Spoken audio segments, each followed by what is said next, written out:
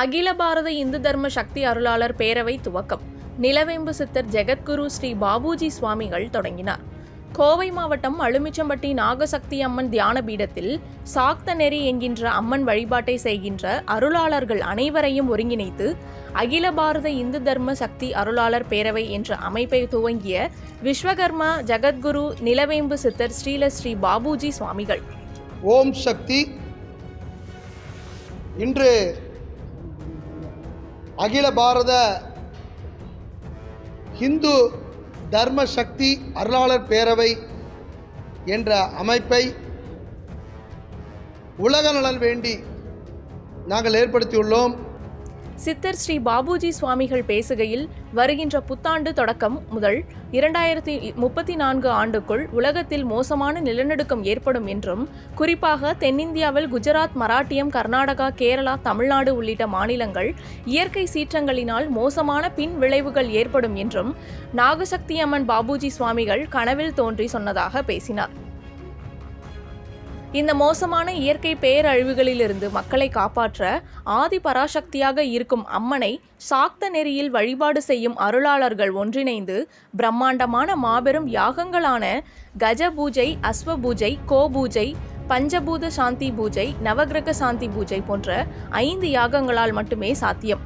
எனவே இந்த 5 யாகங்களை நடத்தி மக்களுக்கு ஏற்படும் இயற்கை பேரிடர் துன்பத்திலிருந்து காப்பாற்ற அம்மன் அருள் பெற்ற நாம் அனைவரும் ஒன்று கூட வேண்டும் என்று ஸ்ரீ பாபுஜி சுவாமிகள் பேசினார். அன்னை ஆதிபராசக்தியை மூலமாக கொண்டு சாக்த நெறியில் வழிபாடு செய்கின்ற அருளாளர்கள், சாக்த நெறி அருளாளர்கள் எல்லாம் ஒன்று சேர்த்து ஒரு பேரவை அமைப்பை உருவாக்கியுள்ளோம். எதற்காகனா, உலகத்திற்கு ஒரு மோசமான பேரழிவு 2030, 2034 ஆண்டு நடைபெற உள்ளதாக ஒரு கணிப்பு ஏற்பட்டுள்ளது. அதனால் அன்னையை நினைத்து வழிபாடு செய்கின்ற அருளாளர்கள், அவங்கள ஆண்கள் பெண்கள் நிறைய பேர் இருப்பாங்க. அங்காளம்மன், கருமாரியம்மன், ஆதிபராசக்தி, மாசாணி அம்மன் போன்றவர்களெல்லாம் நினைத்து வழிபாடு செய்கின்ற அருளாளர்கள் எல்லாம் ஒன்று, வராகி அம்மன் போன்ற தெய்வங்களெல்லாம் நினைத்து வழிபாடு செய்கின்ற அருளாளர்கள் ஒன்றிணைத்து உலக நலன் வேண்டி கஜ பூஜை, கோ பூஜை, அஸ்வமதா யாகம் போன்ற 5 யாகங்களை நாங்கள் நடத்துவதற்கு திட்டமிட்டுள்ளோம். மேலும் ஒவ்வொரு பீடாதிபதிகளும் அம்பாளுடைய அருள்வாக்கினை எடுத்துரைத்தனர்.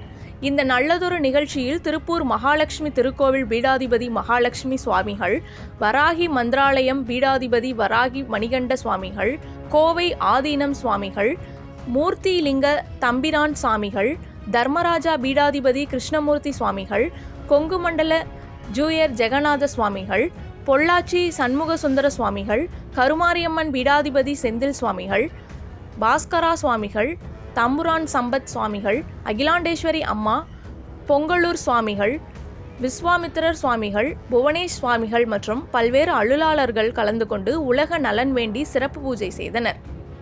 நிகழ்ச்சியின் முன்னதாக அனைத்து பீடாதிபதிகளுக்கும் பாத பூஜை நிகழ்ச்சி நடைபெற்றது குறிப்பிடத்தக்கது. இந்த அற்புதமான பேரவை மக்களின் ஆதரவு பெறுகிறதோ இல்லையோ, தமிழகத்தில் இருக்கின்ற எல்லா மடங்களின் ஆதரவை முதல்ல பெறணும். அப்போ தான் எல்லா மக்களுக்குமே இது என்னங்கிற விழிப்புணர்ச்சியை கொடுக்க முடியும்.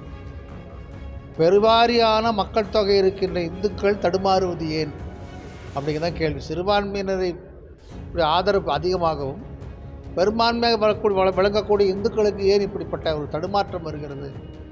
அப்போ மன உறுதி இல்லாமல் மக்கள் இருக்கிறார்களா, அல்லது தன்னுடைய சமயத்தின் மீது இருக்கின்ற பற்று குறைவாக இருக்கிறதா, ஏன் அவர்களை போன்ற ஒரு ஒற்றுமை இங்கு வராமல் இருக்கின்றதெல்லாம் மக்களுக்கு எடுத்து விளங்க வைத்து அவர்கள் எல்லாம் புரிய வைக்கின்ற போது மிக பெரும் வலுவான சக்தியாக இது மாறுவதற்கு வாய்ப்பு இருக்கின்ற அத்தனை அருளாளர்களும் இருக்கிறது என்பதால் அருளாளர்களெல்லாம் ஒன்று சேருகிறோம். இதற்காக செய்யும் வாழ்க தமிழ். இன்று ஜாதியினால் பிரச்சனை, மதத்தினால் பிரச்சனை இந்த உலகத்தில் தோன்றிக் கொண்டே இருக்கிறது. அடிக்கடி அது ஒரு பிரச்சனையாக இருந்து கொண்டு இருக்கிறது. ஆகையினால ஆண்டுதோறும் ஆண்டாண்டு காலமாக அரசாட்சிகள் நடந்து கொண்டு தான் இருக்கிறது. ஆனால் அமைதியான ஆட்சிகள் இருக்கிறது என்று பார்த்தால் இல்லை. இந்து மதத்துக்கு மட்டுமல்ல, இருக்கின்ற எல்லா மதத்தையுமே ஒன்றிணைந்து ஒரே கூட்டாக நடக்கக்கூடியது தான் இந்து மதம். இப்பொழுது இருக்கின்ற இது அந்த இந்து மதத்துக்கு ஒரு சரியான ஒரு பாதுகாப்பில்லை, ஒரு ஒரு பெரிய ஒரு பிடிப்பு இல்லாமல் வாழ்ந்துட்டு இருக்காங்கன்னு சொல்கிறாங்க.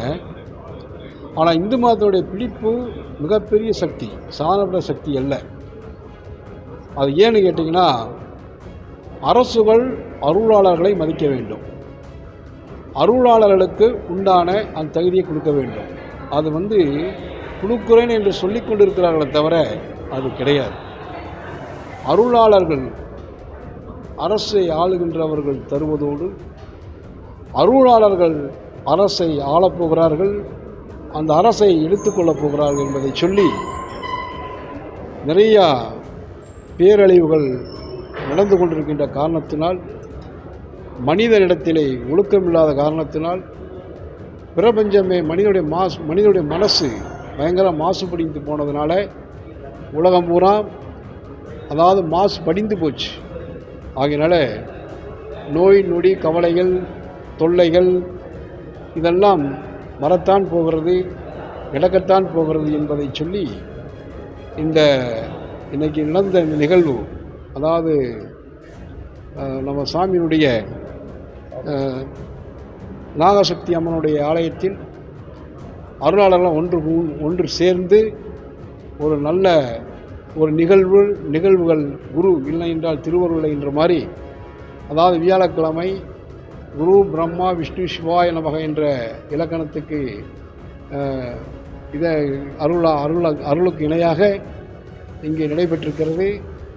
இந்த அருளாளர்களுடைய நிலை உலகமெல்லாம் செல்ல வேண்டும், செல்ல போகிறது என்று சொல்லி அனைவருக்கும் ஆசீர்வாதம். வாழ்க சத்தியம், ஜெயிப்பது நிச்சயம். வாழ்க தமிழ்.